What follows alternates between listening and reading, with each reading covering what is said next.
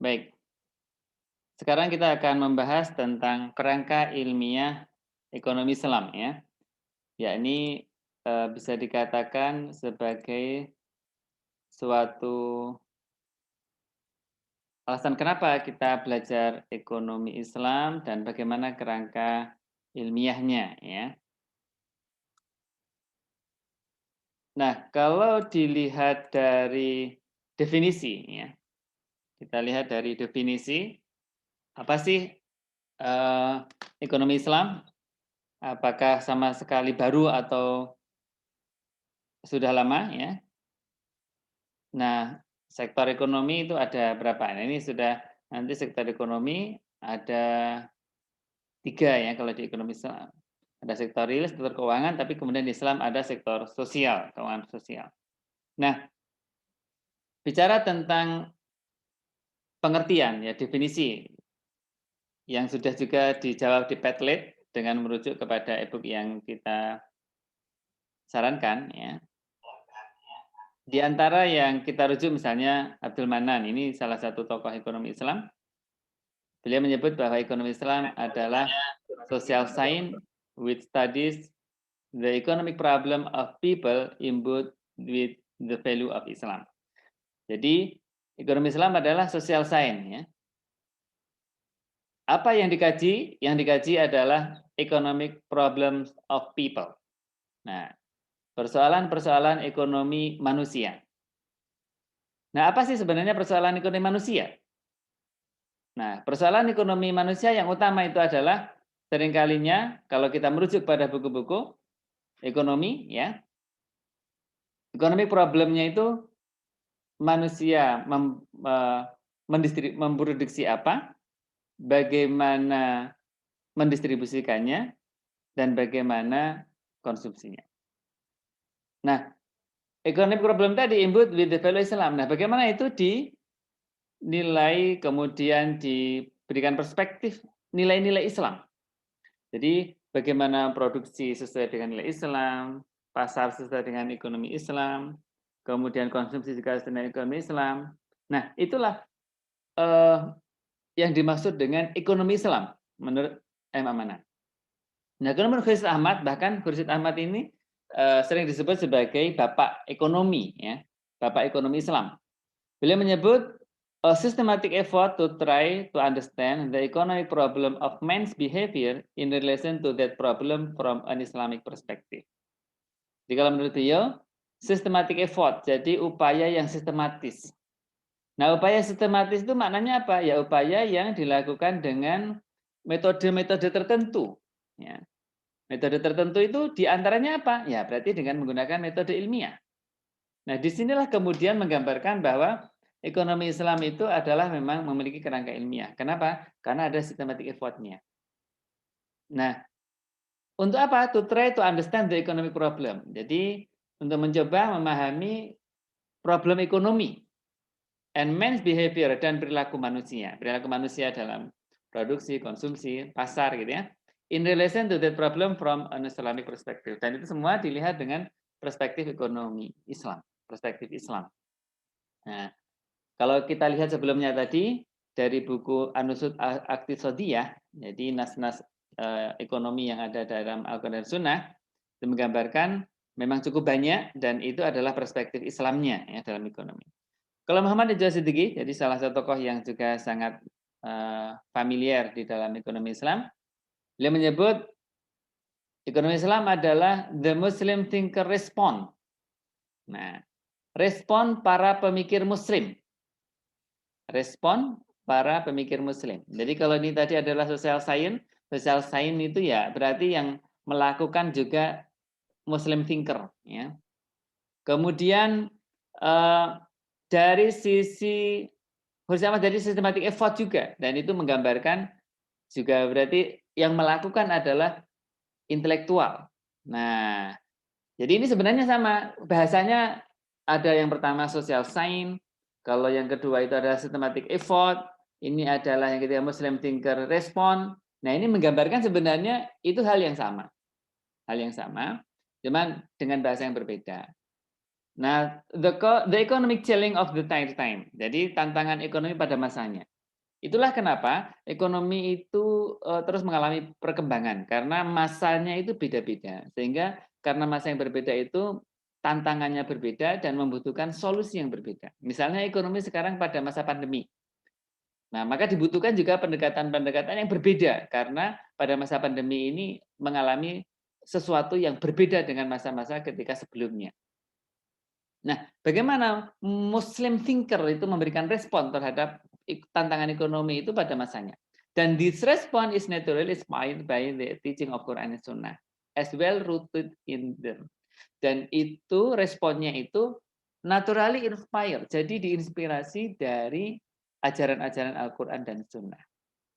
Nah, dari gambaran ini kita bisa menangkap bahwa memang ekonomi Islam itu adalah memang betul-betul adalah suatu kajian ilmiah. Dan kemudian akarnya selalu dari Al-Quran dan Sunnah. Nah, dengan mengakar pada Al-Quran dan Sunnah ini, maka akan kita dalam belajarnya menjadi semakin terarah. Ya. Maka kalau tadi di dalam nusus itu sudah menggambarkan tentang ayat dan hadis yang bagaimana, kenapa kita belajar ekonomi Islam, nah itu sangat tepat dan relevan dengan yang definisi ini. Nah, dengan demikian, karena tadi itu adalah social science, jadi ada dari filsafat ilmunya, ada 3 dasar. Jadi ada sisi ontologi, jadi apa yang dikaji. Nah, apa sih yang dikaji oleh ekonomi Islam? Nah, kemudian yang kedua dari sisi epistemologi, ya, dari sisi metode untuk mengkajinya. Kemudian yang berikutnya adalah dari sisi aksiologi. Nah, untuk apa pengetahuan itu digunakan? Jadi ontologi itu apa, epistemologi itu metodenya, dan aksiologi itu adalah untuk apa. Nah, kalau dilihat dari sisi ekonomi Islam, berarti untuk apa ekonomi Islam? Ya. Dan bagaimana proses menurunkan, metodologi menurunkan ilmu ekonomi Islam itu, dan kemudian aksiologi bagaimana kedudukan moralnya dalam ekonomi Islam. Nah, ontologi dari sisi apa? Nah, ekonomi Islam diperlukan untuk apa? Satu, ya, menjelaskan kaidah universal tentang realitas ekonomi. Jadi kaidah universal tentang realitas ekonomi itu ketika dijelaskan oleh ekonomi Islam itu akan berbeda. Misalnya kalau di dalam ekonomi konven bahwa keinginan manusia itu adalah unlimited, tidak terbatas. Tapi sumber daya itu adalah terbatas.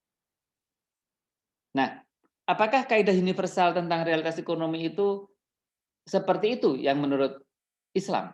Nah, kemudian dari sini kemudian ekonomi Islam memberikan penjelasan misalnya bahwa Allah menciptakan apa yang ada di bumi itu adalah untuk manusia semua.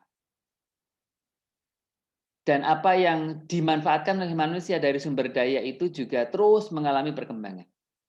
Mungkin tidak terbayangkan misalnya dulu sebuah barang alat transportasi yang bisa membawa bertonton beratnya dan diantaranya adalah manusia itu dan bisa dikendalikan. Pas sekali ini turun di mana, bagaimana arahnya itu tepat sekali. Itu pesawat lah misalnya. Seakan-akan sesuatu ya kalau masa lalu, wah itu apakah bisa mungkin ya manusia itu bisa terbang. Dan apalagi ini dengan membawa beban yang begitu banyak. Bahkan kemarin yang heboh misalnya di Kulon Progo ada pesawat kargo level dunia yang kemudian mendarat di Kulon Progo dan eh, yang berita yang saya baca itu bisa mengangkut sampai 150 ton. Wah, luar biasa. Jadi 150 ton pesawat itu bisa ngangkut barang. Nah, ini mobil berapa bisa masuk ke situ. Dan itu kalau kita lihat dari videonya, untuk memasukkan barang itu kayak masuk ke ruangan gitu ya. Jadi luar biasa. Nah, dan konon menurut para pakar, perkembangan yang demikian, ya, perkembangan demikian itu baru memanfaatkan kurang dari 10% dari potensi yang dimiliki manusia. Mungkin nanti manusia itu tidak butuh pesawat untuk terbang, mungkin bisa dengan hal-hal yang lain. Bahkan Masih ingat sekali dulu ketika awal handphone ya, tahun 2000-an lah ya, 2000-an itu handphone yang nirkabel, tanpa kabel itu masih cukup baru dan itu bisa dikatakan bagi orang lama itu adalah sangat aneh. Nah, ketika itu saya ingat nenek ya, nenek saya itu ya orang sepuh, kemudian ketika itu saya membawa handphone, telepon genggam yang tidak ada kabelnya, dan itu kemudian saya gunakan untuk komunikasi dengan orang lain. Nenek saya itu heran, "Loh, ngomong sama siapa? Ini ada Nek, ini ada komunikasi dengan orang di luar." Bahkan pada masa itu bisa dari Saudi, bisa dari mana-mana kita bisa berkomunikasi. Nggak percaya, kok aneh, wong namanya telepon itu ya pakai kabel. Ya. Ya, orang yang masa lalu bahwa komunikasi pakai kabel, bahkan orang yang sebelumnya yang belum ada telepon kabel mungkin ya, itu bagaimana orang bisa ngomong melalui kabel dan real time misalnya. Itu kan juga nggak terbayang pada masa sebelumnya. Sehingga terus nanti akan mengalami perkembangan. Dan kaidah universal tentang realitas ekonomi itu, maka itu apakah benar sumber daya di dunia itu terbatas? Sekarang misalnya yang lagi heboh itu misalnya tentang mobil listrik. Mobil listrik Tesla misalnya, sekarang sahamnya Tesla itu pemiliknya sekarang menjadi orang terkaya di dunia. Akan tetapi pada saat bersamaan sekarang Apple itu juga akan mengembangkan mobil Apple dan itu yang juga dikhawatirkan oleh Toyota. Mungkin dulu nggak terbayangkan bagaimana ya menciptakan mobil yang tidak menggunakan bahan bakar dari fosil. Tapi ternyata bisa. Dan bahkan kalau saya ikuti perkembangan mobil listrik itu kecepatannya itu akan luar biasa. Jadi cepat dan bahkan bagaimana menggerakkan kendaraan itu tanpa sopir. Jadi autopilot di jalan raya. Dan dia bisa lebih cermat bahkan. Lampu merah tahu, kemudian ada kanan kiri orang berkendara juga tahu dan itu hal yang luar biasa dari sisi apakah sumber daya itu terbatas. Tapi nyatanya kemudian dulu yang dianggap bukan sumber daya menjadi sumber daya, ya. Listrik, kemudian hal-hal yang sifatnya bahkan udara yang dulu tidak dianggap sudah itu sekarang menjadi sumber daya yang luar biasa. Jadi untuk menyebarkan ini luar biasa. Nah, ini contoh ya, contoh bagaimana ekonomi Islam memang secara ontologi diperlukan untuk menjelaskan realitas ekonomi tadi.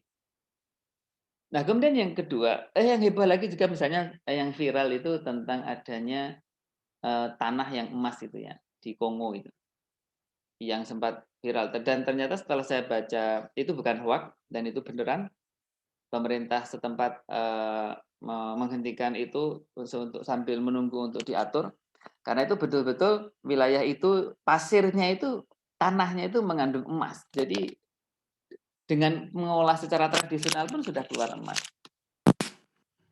Sudah keluar emas. Nah, disinilah kemudian ya, adik sekarang apakah terdengar dengan baik nggak suara saya tadi ya? Dengar Pak. Oh ya, mohon. Sekarang lebih jelas nggak? Sekarang lebih keras. Oh, tadi kurang keras ya? Iya. Oh, tapi nggak ada yang protes, jadi saya terus saja. Karena tadi lupa melepas apa namanya? Yang pekerja sudah selesai, lupa melepas headphone-nya. Nah, oke, yang kedua, ekonomi Islam diperlukan untuk memberikan tuntunan kepada manusia, memandang realitas itu dalam mencapai tujuan hidupnya dengan benar. Nah, jadi dalam memahami realitas dasar dengan syariah dan kemudian bagaimana mencapai tujuan hidupnya dengan benar. Oleh karena itulah diperlukan tiga bidang yang saling melengkapi. Jadi ada dirasa Islamiyah, kita sangat penting mempelajari itu, kemudian tentang filsafat, jadi logika, etika, epistemologi, bidang ilmu ekonomi, mikro, makro, sejarah itu juga sangat diperlukan dalam kita memahami realitas dan kemudian bagaimana memandang itu. Nah, sekarang pertanyaannya, lalu bagaimana? Apakah kaidah universal dalam realitas ekonomi Islam? Nah, bahwa dalam ekonomi Islam, realitas ekonomi bekerja mengikuti hukum universal. Hukum Tuhan ini sunnatullah, ya. Mengikuti sunnatullah. Dan pasti orang yang bekerja keras insya Allah akan juga mendapatkan hasilnya. Dan orang yang berbuat baik juga pasti akan mendapatkan hasilnya. Dan orang yang berbuat buruk juga pasti akan mendapatkan akibatnya. Nah, tapi yang perlu dilihat bahwa kalau kaitannya misalnya kelangkaan, misalnya scarcity. Karena fakta yang teramati scarcity itu seringkalinya adalah semu, maksudnya itu adalah karena konstruksi sosial.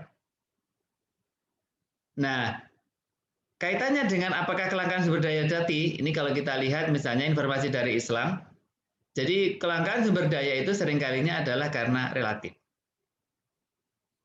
Kenapa terjadi kelangkaan sumber daya? Nah, realitas ekonomi menunjukkan bisa jadi karena keterbatasan manusia, tadi belum mengeksplorasi.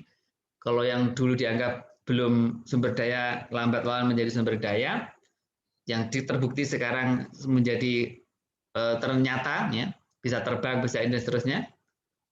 Dan kemudian konflik antara tujuan hidup, bisa jadi itu adalah karena masing ada yang begitu rakus, begitu tamak, ya.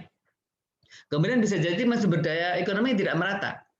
Karena ada pembatasan, karena ada faktor tertentu, ada ketidakadilan, itu berdampak kepada sumber daya ekonomi tidak merata, maka yang terjadi adalah kelangkaan secara relatif sumber daya itu. Nah, karena itulah masalah dasar ekonomi, economic problem tadi itu kan apa yang perlu dikonsumsi, bagaimana memproduksi barang jasa, dan bagaimana distribusi. Jadi, maka di sini ada produksi, konsumsi, dan pasar. Nah, maka kalau dari ini sisi ini adalah dilakukan dengan nilai-nilai Islam, maka diharapkan terjadi peningkatan kesejahteraan. Nah, peningkatan kesejahteraan harapannya terjadi ketika itu dilakukan dengan nilai-nilai Islam. Nah, lalu sebenarnya apa tujuan hidup manusia? Nah, tujuan hidup manusia kemarin sudah kita ungkap kaitannya dengan hasanah di dunia dan akhirat. Ya. Dan kalau dalam bahasa ekonomi ada yang disebut dengan falah nantinya. Jadi tujuan hidup kita berarti sepanjang masa. Jadi tidak hanya dunia, tapi juga akhirat. Makanya hasanah di dunia dan akhirat. Mencapai kesejahteraan sepanjang masa, kebaikan sepanjang masa di dunia dan akhirat.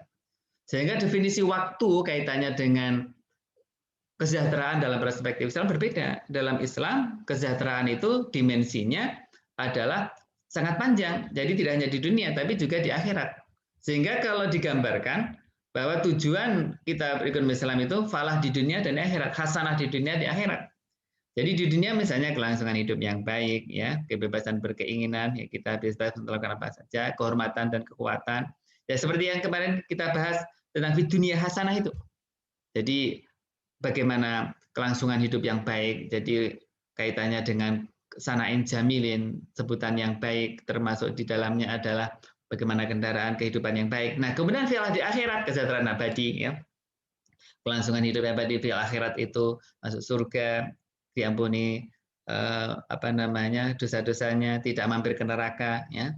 Dan seterusnya ini adalah falah di akhirat. Sehingga tujuan ekonomi Islam itu bagaimana kita mencapai hasanah di dunia dan akhirat, falah di dunia dan akhirat. Jadi sejahteranya dunia dan akhirat, tidak hanya pada di dunia.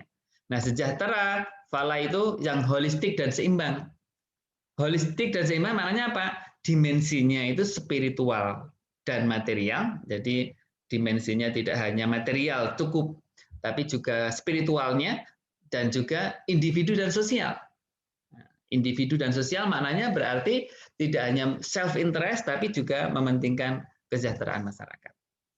Nah, kemudian sisi lain kesejahteraan itu dunia dan akhirat juga. Jadi holistik seimbang itu berarti makna adalah secara spiritual, material, individual dan juga bermakna dunia dan akhirat.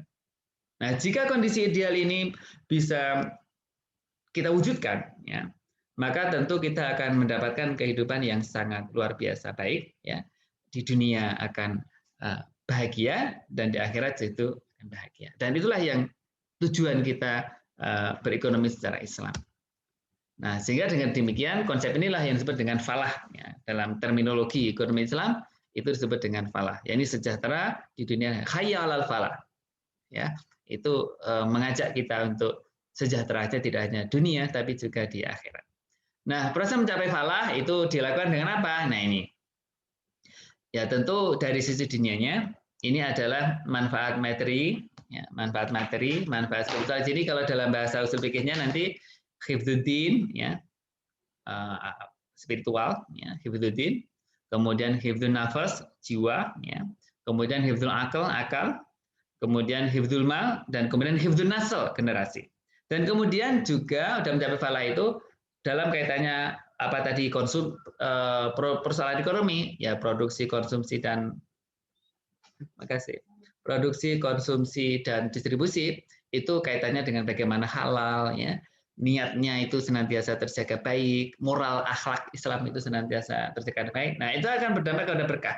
Sehingga ketika manfaat duniawi dan ukhrawi ini bisa diterapkan dan kehalalan, kebaikan, akhlak ini membawa keberkahan, maka itu yang lahir adalah maslahah. Dan dengan masalah inilah maka akan tercapai falah. Jadi inilah step untuk mencapai falah, ya, sejahtera di dunia dan di akhirat. Sehingga tidak hanya manfaat duniawi saja, tapi juga manfaat ukhrawi. Nah, kemudian yang berikutnya dari sisi epistemologi, bagaimana menurunkan ekonomi Islam? Nah, apakah metode observasi, induksi, deduksi memiliki setara? Nah, dalam hal ini epistemologi ekonomi Islam itu menggabungkan antara semuanya. Jadi kalau dari sisi dirasa Islamiyah, bahwa sumber dari semuanya itu adalah Al-Quran dan Sunnah. Dan dalam Al-Quran ini kemudian dipahami ada tauhid, ya. Kemudian dari situ juga ada hukum-hukum fikih dengan metodologi yang digunakan usul fikih, ya. Yang fikih ini ada fikih muamalah diantaranya bagaimana mengkonsumsi produksi dalam kitab-kitab fikih muamalah itu muncul. Dan dari fikih ini kemudian bisa diekstraksi menjadi qawaid fikih. Yang qawaid fikih itu juga bisa menjadi metodologi lagi dalam menentukan kaitannya dengan nilai-nilai ekonomi Islam dan prinsip-prinsip ekonomi Islam. Nah, kemudian juga sejarah itu juga bisa menjadi sumber kaitannya dengan bagaimana ekonomi Islam itu dibangun. Misalnya itu yang jurisprudensi, misalnya bagaimana masa khalifah, bagaimana masa khulafaur rasyidin terutama Umar dan seterusnya, itu bisa menjadi bagian dalam menurunkan ekonomi Islam. Nah, di sisi lain realitas ekonomi yang ada di lapangan, yang ini kalau dalam bahasa adalah positif ekonomi, itu juga bisa menjadi bagian dalam merumuskan postulasi ekonomi selama itu tidak bertentangan dengan Islam. Nah, jadi dari atas juga bisa dibangun, dari bawah juga bisa dibangun, selama itu tidak bertentangan dengan nilai Islam. Oleh karena itulah dalam muamalah itu al-aslu fil muamalah al-ibahah hatta iqamat dalil al-tarih, bahwa hukum dasar dalam muamalah itu adalah boleh kecuali ada dalil yang mengharamkannya. Nah, sehingga dalam membangun keilmuan ekonomi Islam itu dari sini juga berjalan, dari sini juga berjalan. Itulah kenapa dalam buku-buku, dari buku yang saya share sekalipun maupun jurnal, itu juga ada yang dari sini. Banyak yang dari sini, jurnal terutama dari sini, realitas ekonomi, tantangan-tantangan yang ada di dalamnya, bagaimana itu diselesaikan di nilai Islam. Misalnya bagaimana produksi, bagaimana konsumsi, bagaimana moneter, bagaimana fiskal, dari nilai-nilai Islam. Nah, ini realitas ekonomi. Nah, kemudian dari sisi atas, ini kita juga menemukan, misalnya tadi, kitab Nusus Al-Iqtisadiyah, itu dari sini. Kemudian ada buku-buku lain yang juga mengambil dari sejarah misalnya. Nah, ini dari buku sejarah ekonomi nanti akan lahir postulasi ekonomi yang itu sesuai dengan nilai Islam. Nah, inilah bagaimana membangun bangunan ekonomi Islam. Jadi secara epistemologi, secara ontologinya. Nah, metodologi memang itu adalah cara menyusun suatu ilmu itu disusun. Jadi bisa dikatakan adalah technical procedure of discipline, jadi bagaimana membangun, ya, metodologi membangun suatu proses keilmuan. Dan yang pasti terkait dengan metodologi ini ada yang ditandaskan oleh Mark Capra yang kemarin jika kita rujuk bukunya, bahwa semua rumusan metodologi yang bermaksud menyapu bersih seluruh catatan ilmu ekonomi yang diterima dan berusaha mulai dari awal mungkin tidak akan menghasilkan apa-apa seperti musak diri sendiri. Nah, ini maknanya apa? Bahwa kalau belajar ekonomi Islam kita berarti tidak belajar dari ruang hampa, tapi sudah ada sejarah sebelumnya, ada hasil-hasil sebelumnya yang selama itu tidak bertentangan dengan nilai Islam bisa dikembangkan terus-menerus. Nah, itulah kenapa nanti dalam mazhab ekonomi itu juga bermacam-macam. Ada yang ingin bangun dari nol, dari baru, ada yang ada ini kemudian bagaimana dimasukkan nilai-nilai Islam, ada yang pokoknya mengkritisi terus apa yang ada agar betul-betul comply with syariah prinsipal. Nah, tapi by the way itu sangat tergantung dengan perspektif masing-masingnya. Nah, kalau dari sisi metodologi ajaran Islam kan jelas, jadi Al-Quran, As-Sunnah, ya, kemudian ijtihad, ini adalah metodologinya.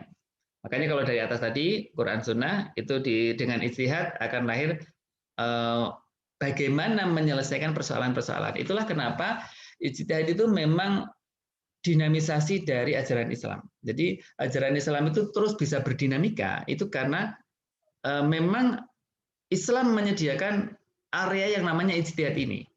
Dan disinilah ekonomi, persoalan-persoalan ekonomi terus bisa diselesaikan oleh Islam karena memang ada area ijtihad. Dan kemudian Al-Quran dan Sunnah sendiri memang bicara tentang ekonomi itu pada level umum. Jadi misalnya ini yang haram diterjelaskan, parameter-parameter misalnya dilarangnya riba, maisir, horor misalnya. Nah, tapi kemudian bagaimana bentuknya itu menyesuaikan dengan perkembangan yang ada. Nah, problema terutama dalam menyusun metodologi itu adalah, nah ini, bagaimana menempatkan wahyu yang kebenarannya absolut dalam pembentukan sains yang kebenarannya relatif dan bersifat verifikatif, testable. Karena kalau kita lihat tadi, Al-Quran Sunnah itu kan absolut.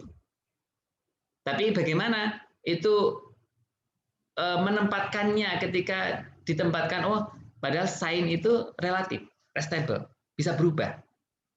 Nah, kemudian bagaimana menempatkan kebenaran yang rasional dan fakta empiris dalam kerangka metodologi pengetahuan Islami dalam konteks kebenaran yang absolut tadi dibalik. Nah inilah maka dengan pertanyaan ini sebenarnya dengan ijtihad itu memungkinkan terus bisa terjawab. Kenapa?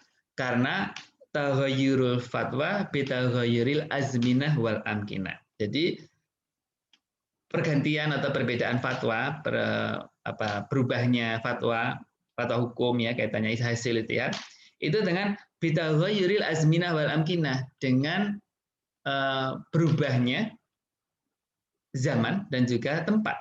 Itulah kenapa Al-Imam Syafi'i yang sangat kita hormati, beliau punya qaul qadim, qaul jadid.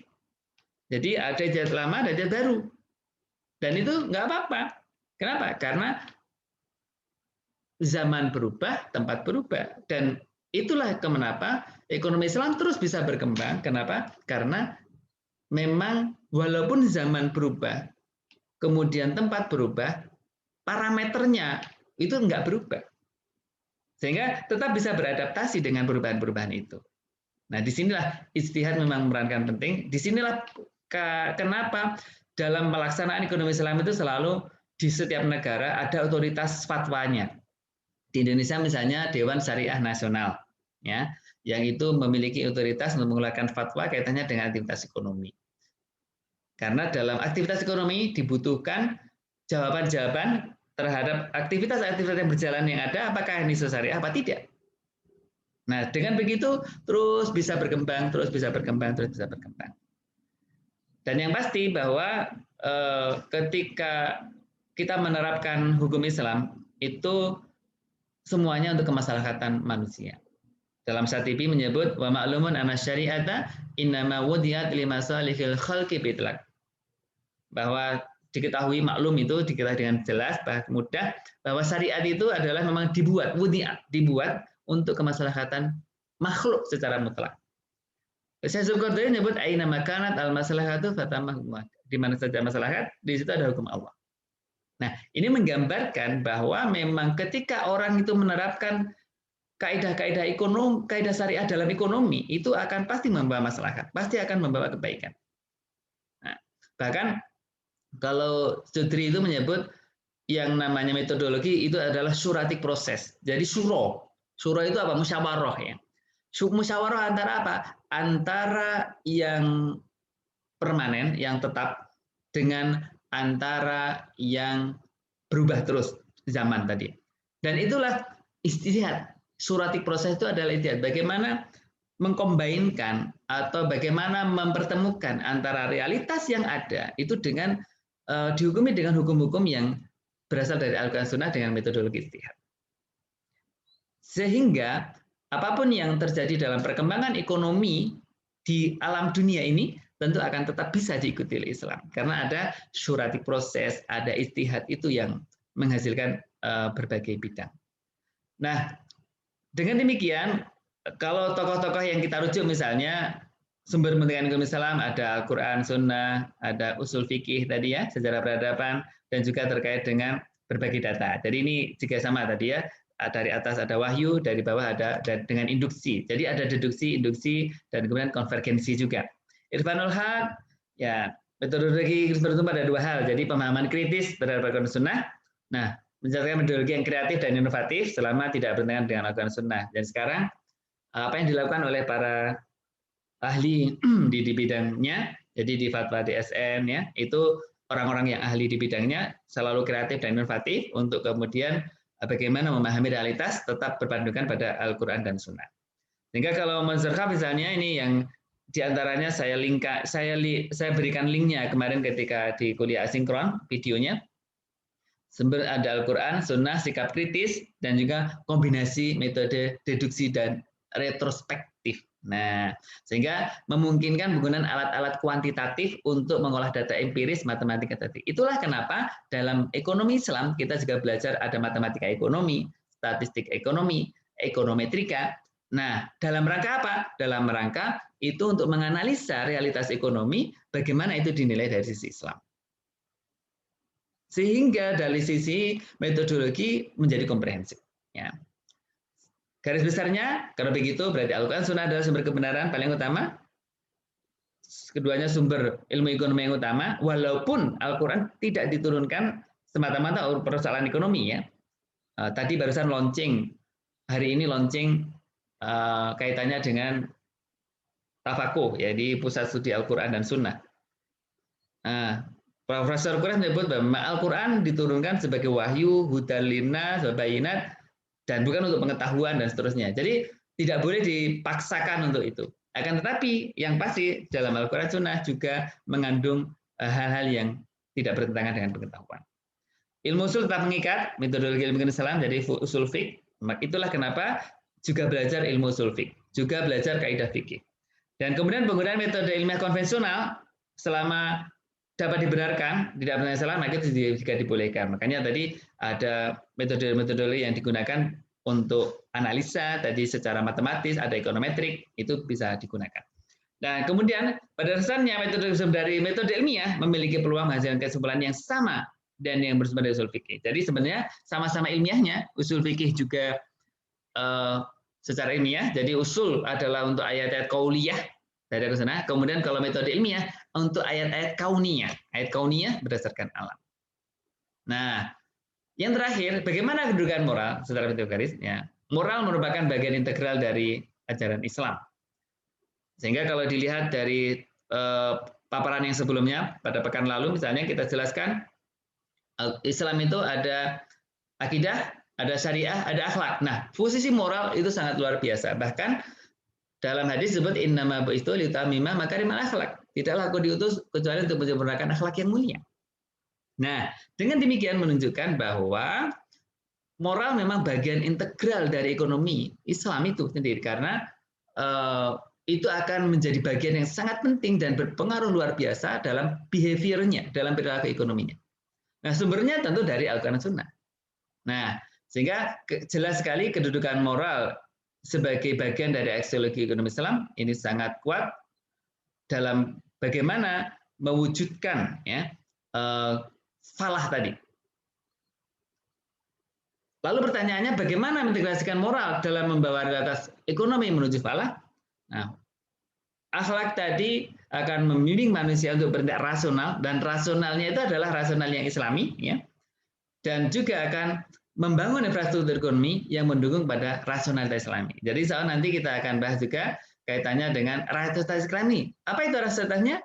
Bahwa rasionalitas ekonomi yang secara Islami itu kalau dia akan memaksimalkan perilaku baik, meminimumkan perilaku buruk, dan selalu guidance-nya itu adalah tuntunan ajaran agama. Nah, kira-kira itulah gambarannya kerangka ilmiahnya kaitannya dengan ekonomi Islam. Mudah-mudahan bermanfaat. Terima kasih kebersamaannya. Mohon maaf kehilafan kekurangannya. Assalamualaikum warahmatullahi wabarakatuh.